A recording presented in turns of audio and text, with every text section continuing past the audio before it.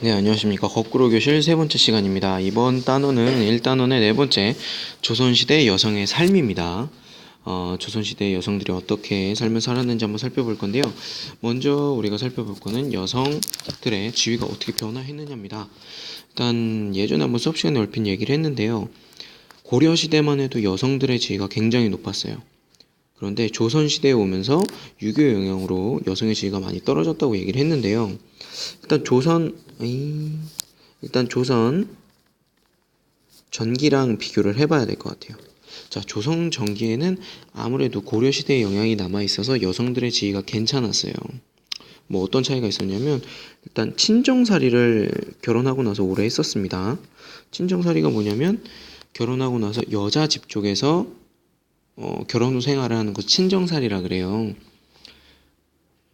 사실 조선 전기까지만 해도 친정살이를 오랜 기간 하고 시집살이를 하는 경우들이 있었는데, 이게 조선 후기로 가면서 결혼을 하자마자 시집살이를 하는 걸로 많이 바뀌었습니다. 결혼하자마자 출가 외인이다. 그래서 친정에서는 아예 내놓은 사람 취급을 했고요. 남편의 집에 가서 죽을 때까지 생활을 했습니다. 친정엔 가보지도 못하는 경우도 많이 있었어요. 자, 그리고 또 뭐가 틀렸냐면은 남녀가 하는 일 그리고 사는 장소도 달랐다고 해요. 교육도 엄격하게 구분이 되었다라는 겁니다. 남자가 하는 일은 당연히 이제 뭐 일을 한다라거나 공부를 한다라거나 이런 일들이었고, 여자들은 뭐 집안일 같은 거 바느질을 한다라든가 요리를 한다라든가 심지어 생활하는 공간 자체도 구분이 되어 있었습니다. 그래서 받는 교육 자체가 달랐죠. 자, 받는 교육이 어떻게 달랐냐면은 교육은 남자의 교육과 여자의 교육이 달랐어요. 남자는 유학을 공부를 했습니다. 여자 같은 경우에는 그냥 집안일, 일상생활에서 불편함이 없을 정도의 교육만 받았다고 합니다. 그뿐만 아니라 뭐 재산 상속이라든지 제사 지내는데도 여자는 참여를 할 수가 없었어요. 근데 조선시대 전기까지만 해도 여자들이 부모의 재산을 물려받거나 제사에 참여하는 경우들이 있었습니다. 제사를 번갈아 가면서 했어요. 남자 여자 형제들이. 그런데 조선 후기에 갈수록 재산 상속도 안 되고 제사도 지내는 데 있어서 여자는 배제가 되었습니다. 심지어 재혼도 못하게 했어요. 재혼을 한 여자의 자녀들은 아예 관리로 등용을 할 수 없게끔 법이 되어 있었습니다. 굉장히 무시무시했죠. 그래서 이렇게 조선 전기에서 후기로 가면서 자, 여성들의 사회적 지위가 굉장히 낮아졌다라는 거죠. 지위가 낮아졌다라는 거예요. 그렇다면 왜? 그 좋았던 여성의 지위가 왜 떨어졌을까? 바로 유교 질서가 강화됐기 때문입니다. 유교 질서가 강화되다 보니까 아무래도 남성 위주의 남녀가 서로 차별된 그런 정책이 이루어질 수밖에 없었던 거예요. 네, 그리고 다음 내용. 지금까지 얘기한 건 아무래도 양반이라든지 상민 여성 모두 해당은 되지만 대부분 양반들에 대한 얘기였고요. 상민 여성들, 그러니까 평민들, 이런 사람들은 여자들이 주로 무슨 일을 했냐? 집안일, 심지어 농사일도 했어요. 그리고 무명이라든지 삼배 같은 거를 짜는 일까지 했습니다. 그러니까 집안일도 하면서 사실 돈까지 벌었던 거예요. 낮에는 집안일과 농사일을 하고 밤이 되면 무명과 삼배, 이 천을 짜면서 생활을 했습니다. 천민 여성은 더 비참했어요. 관청이나 양반집에서 힘든 일을 했다 이겁니다. 힘든 일이 뭐겠어요?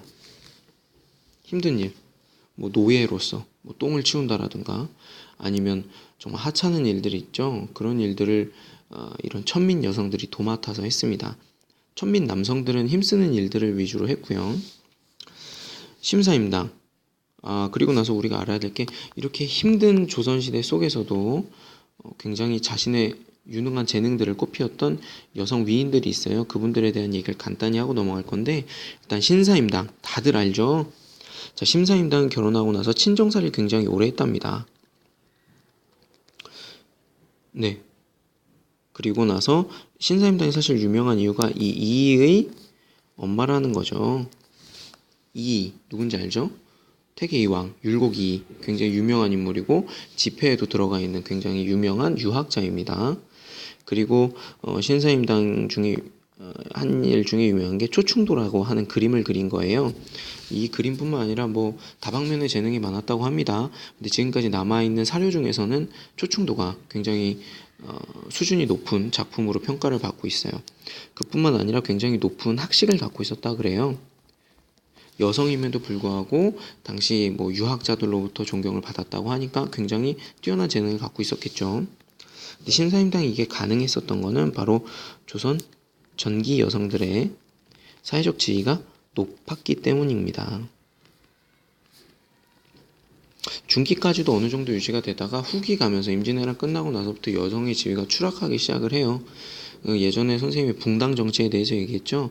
거기에서 뭔가 실리적인 걸 추구하는 사람들은 나중에는 다 도태되고 명분이라든지 의리 같은 거 이런 것들을 중요하게 생각하는 사람들이 정권을 잡다 보니까 이게 여성들의 인권, 여성들의 사회적 지위가 굉장히 떨어졌다라는 겁니다.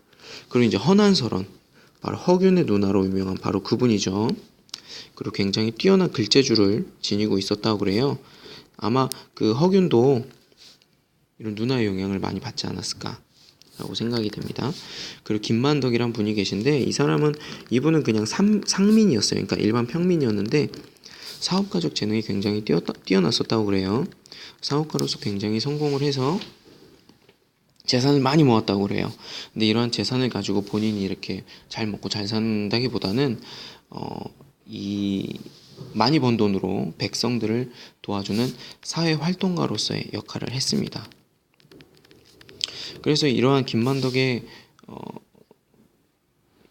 그 제주도 백성들이 굶주릴 때 자신의 재산을 풀어서 백성들을 도와줬다라고 그래요. 이런 선행이 나중에 정조에게 알려져서 김만덕에 대한 이렇게 책을 짓도록 했다라는 그런 이야기가 있습니다. 굉장히 조선 시대가 여성들의 힘든 시기였음에도 불구하고 굉장히 뛰어난 재능을 꽃피웠던 여성들이 많이 있죠. 이분들에 대한 좀 자세한 얘기는 우리 수업 시간에 이어서 해보도록 하겠습니다. 네, 거꾸로 교실 3탄은 여기까지 끝!